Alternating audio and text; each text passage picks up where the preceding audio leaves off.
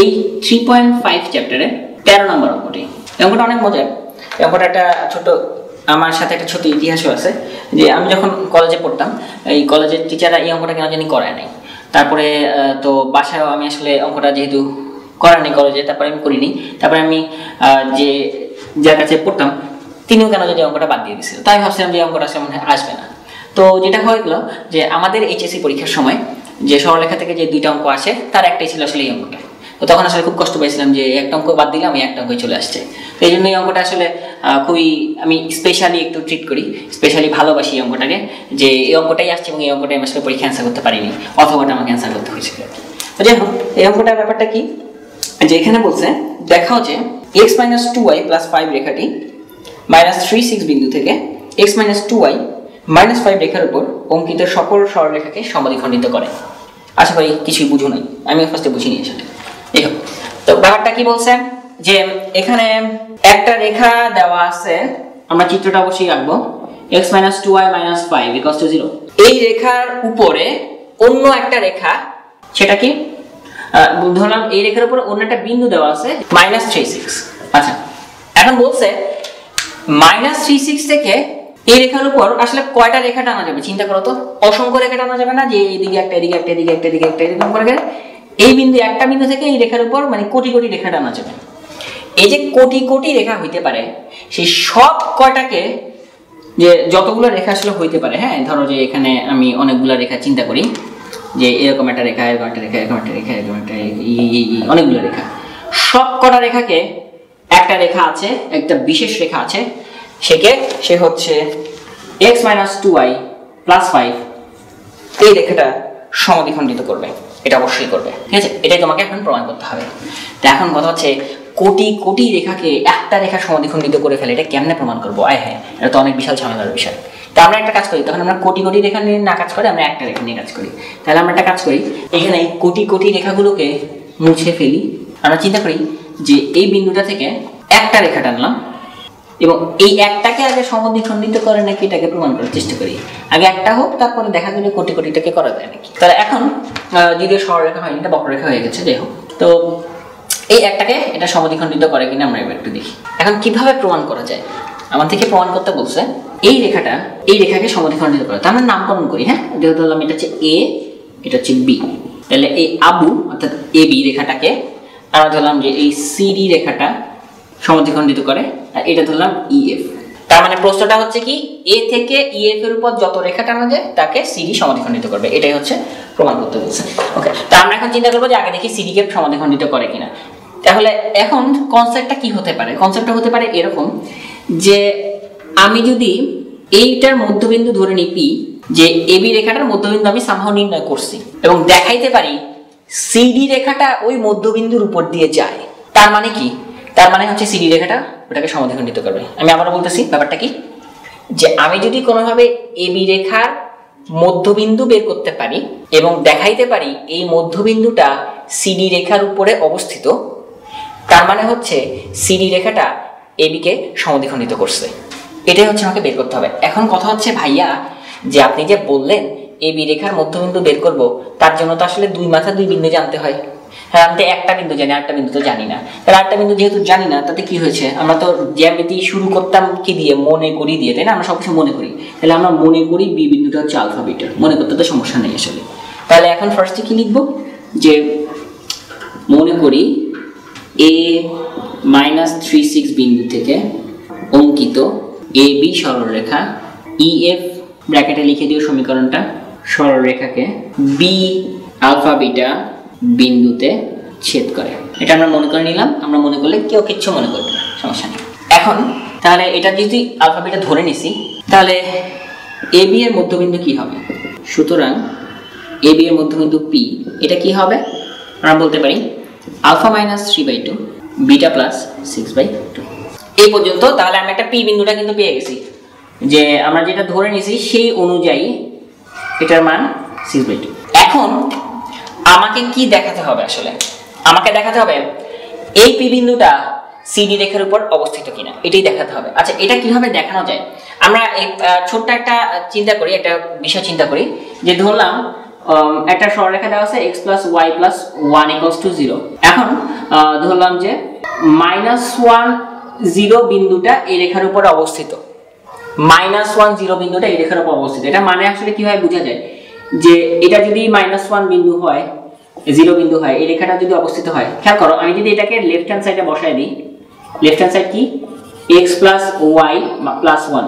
এখন যদি আমি -1টাকে বসাই অর্থাৎ সিদ্ধ করি, চেষ্টা করি, তাহলে -1 + 0 + 1, তার মানে এখানে কত আসে 0, এবং সেটা কার সমান আসলে রাইট হ্যান্ড সাইডের সমান। খেয়াল করো এই কনসেপ্টটা একটু দেখো যে আমি কি করলাম, একটা সরলরেখা নিলাম এবং একটা বিন্দু নিলাম, এই বিন্দুটা সরলরেখার উপর অবস্থিত কিনা কিভাবে প্রমাণ করার চেষ্টা করতেছি, এই বিন্দুটা এটা লেফট হ্যান্ড সাইডে বসায় দিচ্ছি, বসায় দিয়ে কি দেখলাম যে আমার রাইট হ্যান্ড সাইডে সমান আসে কিনা। যদি সমান আসে তার মানে বলতে পারি না যে এই বিন্দুটা এই সরলরেখার ইকুয়েশনটাকে মেনে চলছে, কারণ লেফট হ্যান্ড সাইড আর রাইট হ্যান্ড সাইড সমান আসতেছে, অর্থাৎ কি সিদ্ধ করা যাচ্ছে। সো সিদ্ধ করা যদি যায় তার মানে অবশ্যই এই বিন্দুটা এই রেখার উপর অবস্থিত। সিমিলারলি এখানে আমাকে যে কাজটা করতে হবে, পি বিন্দুটা সিডি এর উপর অবস্থিত প্রমাণ করতে হবে। তার মানে অবশ্যই পি বিন্দু দিয়ে যে এই রেখাটাকে সিদ্ধ করা যায় কি যায় না, যে সিদ্ধ করলে কি ভাত বের হয় না ডিম বের হয়, এটা দেখতে হবে আসলে, ঠিক আছে। সো আমাকে যেটাকে দেখতে হবে পি বিন্দু দিয়ে এটাকে সিদ্ধ করা যায় কিনা। তার মানে কি লেফট হ্যান্ড সাইডে যদি বসাই তাহলে কত আসতে হবে, আসলে 0 আসতে হবে, রাইট হ্যান্ড সাইডে সমান আসতে হবে। ওকে, এখন কিভাবে আসতে পারি খেয়াল করো যে আমি তার আগে একটা কন্ডিশন বের করে নিই, বি বিন্দুটা কোথায় অবস্থিত বলতো, এই ইএফ রেখার উপর অবস্থিত না, এটা তো আমরা ধরেই নিছি যে হ্যাঁ বি বিন্দুটা অবশ্যই ইএফ রেখার উপর অবস্থিত। তার মানে কি এটা দিয়ে তো এটাকে সিদ্ধ করা অবশ্যই যাবে। সো আমি এখন লিখতে পারি যে যেহেতু বি বিন্দু ইএফ রেখার উপর অবস্থিত, সুতরাং আমি এটা দিয়ে এটাকে সিদ্ধ করতে পারি। অর্থাৎ সিদ্ধ করলে ব্যাপারটা কি, x এর জায়গায় বসবে আলফা মাইনাস y এর জায়গায় 2 বিটা মাইনাস 5 = 0। এটা কিন্তু আমি বলে নিতে পারি, এটা অবশ্যই বলতে পারি। এটা আমার লাগবে, আমরা একটু পরে দেখব। এবার আমার কাজ কি, যে পি বিন্দুটা এখানে অবস্থিত হচ্ছে কিনা। তাহলে এখন পি বিন্দুটাকে তুলে কি করি, লেফট হ্যান্ড সাইডে বসাই দিই। তাহলে এখন লিখবো এভাবে যে পি বিন্দুকে x - 2y + 5 = 0 রেখার বাম পক্ষে বসিয়ে পাই। তাহলে left hand side x - 2y + 5, x এর মান p এর জন্য কত, আলফা - 3/2, y এর মান হচ্ছে বিটা + 6/2 + 5। আচ্ছা, তাহলে আমরা যদি লসাগু করি তাহলে এখানে কি পাচ্ছি, 2 আলফা - 3 - 2 বিটা - 12 + 10। তার মানে এখানে যেটা মান পাচ্ছি সেটা হচ্ছে আলফা - 2 বিটা, আর এখানে হচ্ছে 15 10, তার মানে হচ্ছে -5, এটা পাচ্ছি। তো এখন একটু খেয়াল করি যে আমরা লেফট হ্যান্ড সাইডে যেটা পেলাম যে আলফা - 2 বিটা -5/2, কথা হচ্ছে আমার রাইট হ্যান্ড সাইড কত, রাইট হ্যান্ড সাইড কিন্তু 0, তার মানে এটার মান অবশ্যই 0 আসতে হবে। তাহলে তুমি একটা কাজ করতে পারো, এখানে =0 লিখে রাইট হ্যান্ড সাইড লিখে প্রমাণ করে দিতে পারো, হ্যাঁ জোর যার মূল্য তার এই টাইপের ব্যাপার সেপারে। কিন্তু কথা হচ্ছে ভাইয়া এটার বদলে কি এটা 0 লেখা যায়, এটা একটু চিন্তা করি তো। অবশ্যই লেখা যায়, কেন বলো তো, কারণ দেখো এই যে উপরের মানটা, এই উপরের মানটা কিন্তু এখান থেকে আমরা কত লিখতে পারি, খেয়াল করো তো, আলফা - 2 বিটা -5, এই যে এখান থেকে কত লিখতে পারি, এটা মানে কিন্তু 0। সো আমি কিন্তু এইটার বদলে লিখতে পারি কি 0/2 লিখতে পারি, তাই না। এটা যদি 0 হয় তাহলে অবশ্যই এটা 0/2, তার মানে আলটিমেটলি এটা 0। সুতরাং আমি বলতে পারি এটা হচ্ছে রাইট হ্যান্ড সাইডের সমান। তাহলে রাইট হ্যান্ড সাইডের সমান হওয়া মানেটা কি, যে অবশ্যই পি বিন্দুটা এটা দিয়ে সিদ্ধ করা যাচ্ছে। সো আমি বলতে পারি পি বিন্দুটা এই রেখার উপর অবস্থিত। তাহলে এখন আমি লিখবো কি এরপরে, সুতরাং পি বিন্দু x - 2y + 5 = 0 রেখার উপর অবস্থিত, অর্থাৎ মধ্যবিন্দুটা এই রেখার উপর অবস্থিত। তার মানে কি x - 2y + 5 = 0 রেখাটি এ বি কে সমদ্বিখণ্ডিত করে। দেখো আমার কিন্তু প্রমাণটা অর্ধেক হয়ে গেছে, প্রায় শেষ। আচ্ছা, তাহলে দেখো আমি কি করলাম, যে প্রথমে এ বি এর মধ্যবিন্দু বের করে নিলাম, বি আগে ধরে নিচ্ছি, বি আলফা বিটা ধরে এ বি এর মধ্যবিন্দু বের করলাম। এবার কি করলাম, বি বিন্দুটা যেহেতু এটার উপর অবস্থিত তাহলে এটা দিয়ে সিদ্ধ করে একটা কন্ডিশন বের করে রেখে দিলাম। কেন, কারণ ওই কন্ডিশনটা আমার পরে কাজে লাগবে।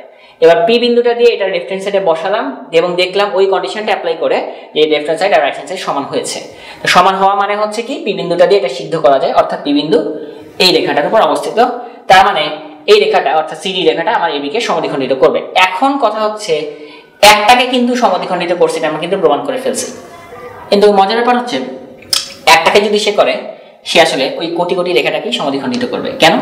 কারণ দেখো আলফা বিটার মান কিন্তু আমি জানি না, অর্থাৎ আলফা বিটা এখানেও হইতে পারে, এখানেও হইতে পারে, এখানেও হইতে পারে, এখানে হইতে পারে, অসংখ্য পয়েন্ট আছে এই জায়গায়। আলফা বিটার মান যে কোনো কিছু হতে পারে, জাস্ট এই রেখাটার উপর অবস্থিত হইলেই হবে।